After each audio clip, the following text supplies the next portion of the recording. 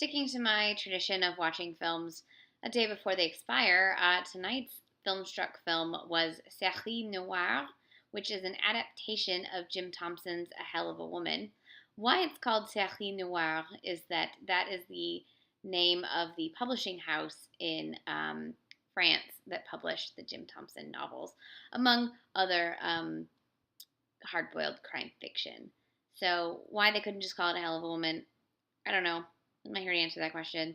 It was directed by Alain Corneau, who I don't think I've seen any of his other films, and adapted by Corneau and Georges Perec. And I'm going to try to stop speaking French now, except that I have a couple more names to pronounce. The main character, Frank Poupart, is played by Patrick Dewaere. I'm not going to say his name right. Dewaere. His wife is played by Miriam Boyer. Mona, the sort of femme fatale, if you will, of this story, is played by Marie Trintignant, and his boss is played by Bernard Billier. This, I actually have not read, of the Jim Thompsons that I've read, this is not one I've read. I'm not actually sure I even own this. I need to, track it down, because I really liked this story, and I was reading about it after the film, and the sort of structure of the novel sounds amazing. So I need to track it down. In this film version, Patrick Dewaere plays, how do you say his name again? Frank, who is a door-to-door salesman of various things. He's not very good at his job. He hates his wife. He hates his life. He hates everything. He's slightly neurotic, but really that means unhinged and about to lose it. When he meets an old miserly woman who pimps out her own niece in order to get things.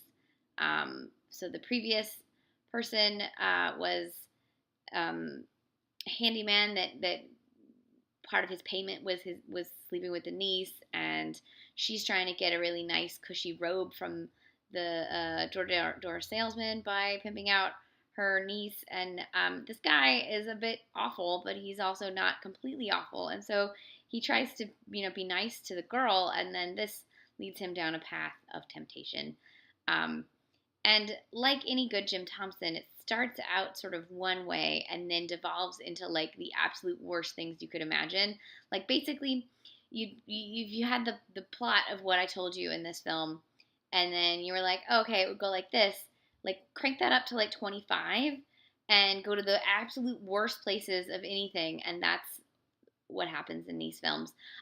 So I've seen probably 5 or 6 Jim Thompson adaptations now, and I think this is the best one in terms of really capturing how seedy his stories are, how absolutely terrible his characters are, and how you never quite ever like them, but you enjoy watching their story. Just like you never like the Jim Thompson characters, but you can't stop reading his books. And this film really captures that. And the actor, Patrick Dewaere, I don't think I've ever seen him in anything before.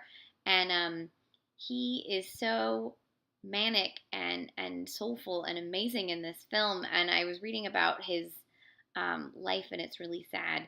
And so that made this performance even more sort of weighty and amazing. Marie Trintignant also has kind of a sad story of her life. So if you want to feel sad after watching this movie that will also make you feel sad, read about their lives. So this movie currently is on Filmstruck until tomorrow night, so you have one day to watch it. It's on an out-of-print DVD from Studio Canal, so you can try to track that down, but it's out of print, so good luck. The transfer on Filmstruck is beautiful. It's this lovely shades of blue and sort of yellowish brown, and it's just that late 70s, early 80s working class color palette. It takes place outside of Paris in the parts that you don't see in most films, because most films show Paris as lovely, and you forget that there are working class neighborhoods all over, even places like Paris. What else was I gonna say? This actor was just so good.